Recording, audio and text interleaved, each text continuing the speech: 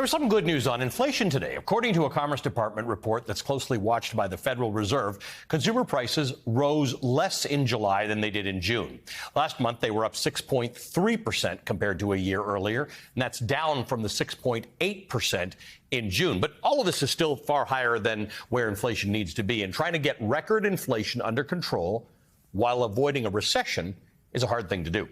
Today, the Federal Reserve Chair Jerome Powell issued a stark warning that the Fed's plan to fight inflation is likely to cause, quote, some pain. While higher interest rates, slower growth, and softer labor market conditions will bring down inflation, they will also bring some pain to households and businesses. These are the unfortunate costs of reducing inflation. But a failure to restore price stability would mean far greater pain. So avoiding that far greater pain means a potential small uptick in unemployment, and economic growth may slow down. Borrowing costs will continue to rise as the Federal Reserve raises its benchmark interest rate. I want to introduce Talman Joseph Smith. He's a New York Times economic reporter. Tal, good to see you. Thank you for being with us tonight. Thanks for having me, man. I'm a longtime fan of your reporting on the economy. Well, so you were very kind. And by the way, anybody who knows anything about the economy knows that if the Federal Reserve Chairman says that interest rates are going to go up, some things are going to happen. The market dropped 1,000 points. The Dow dropped 1,000 points today, which leads me to believe sometimes the market's just stupid. But there shouldn't be all that surprising, right? Inflation's there. The Fed's got to fight it. Unfortunately, they don't have a ton of tools. They can increase interest rates. Right. And so we saw the market fall today. The market can go up, it can go down. We've seen that all year. It's been very choppy. In the end, as usual, particularly the mega indices like the S&P 500 and the Dow, they're going to eventually go up. The real stakes today and why this was a seminal moment in monetary policy is that the Fed chair essentially, as you said, admitted that they have a limited set of tools. And so at the end of the day, the Fed has increased the risk premium. Government bonds are now creating higher yields. And so that makes some more risky investments less attractive.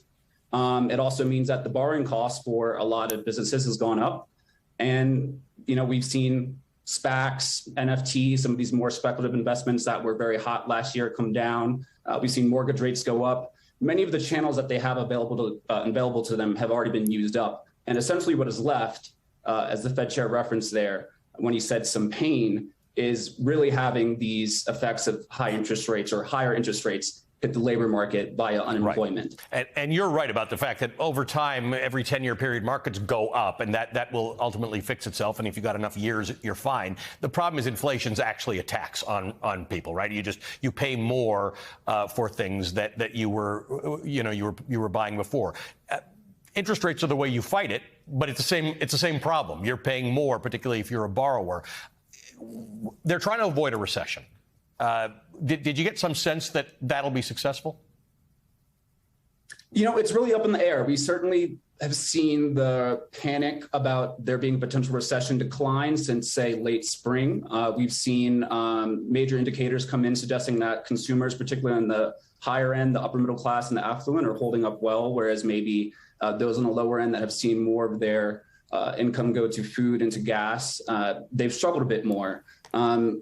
It's also just one of the cases that our economy, in terms of share of spending, you see the middle class, the upper middle class, and the rich contributing more to consumer spending, which is 70% of the economy. So the fact that we have folks that saved up during the pandemic and now are still using those savings to produce economic growth, that's good overall. And the problem, however, is, like you said, there's a double whammy in which inflation hits those at the bottom the hardest. Yeah. And yet interest rates tend to affect those who are the last in when the economy is growing and will be the first out when the economy has peaked and starts to tumble.